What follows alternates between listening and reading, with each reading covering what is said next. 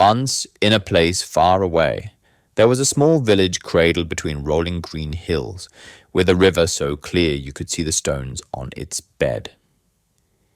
In that village lived Elias, a young farmhand known for the weight of his word. When he said, "I promise," everyone believed him, because he had never broken a promise in his life. One day, the village's old fisherman, Samuel, fell gravely ill. Everyone knew he had only one son, Matthew, who had left many years before and never sent word again. Before Samuel closed his eyes for the last time, he gripped Elias's hand and in a frail whisper said, "Promise me that if you ever find my son, you'll tell him I loved him until my very last breath." Elias promised, and with a tight chest, he watched the old man slip away. The years rolled on. Elias kept to his life in the fields, planting, harvesting, helping his neighbors. Yet whenever a traveler passed through, he would always ask if they had met Matthew. Then, one overcast morning, a stranger walked into the village. His clothes were worn, his boots dusty, but his eyes were still bright. When Elias learned this was Matthew, the fisherman's son, his heart quickened. They sat together on the riverbank. Elias told him about Samuel's illness, about his final days, and then stopped. The dilemma settled in his chest like a stone, because Elias knew another truth, one Samuel had never wanted spoken. The old man had not only suffered from illness, but from a deep, gnawing regret. Matthew had left after a bitter argument.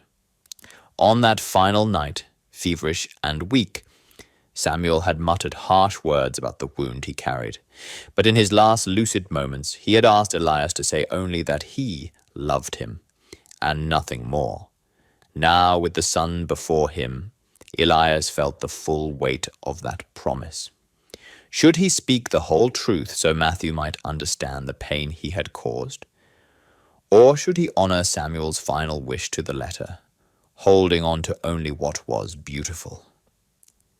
The silence between them stretched long. The river flowed on, indifferent. Matthew's eyes glistened as he waited. Elias drew a deep breath. "Your father," he began, voice unsteady, "asked me to tell you that he loved you until his very last breath." Matthew closed his eyes. Tears slipped down his cheeks. He asked nothing more. He just sat there, staring at the water, as though searching for his father's face in its ripples. Elias felt a bitter relief. He had spared Matthew's heart, yet knew he had withheld part of the truth. That night, he lay awake for hours. He wondered if he had done right, wondered if kindness, at times, might be its own kind of lie.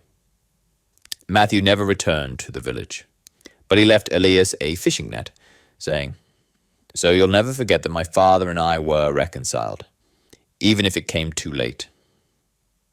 Elias kept the net, and whenever he saw it swaying in the wind, he remembered the day a promise had weighed more than any harvest. It was then he understood that sometimes the whole truth can wound more than it heals, and that keeping a promise doesn't always mean telling everything.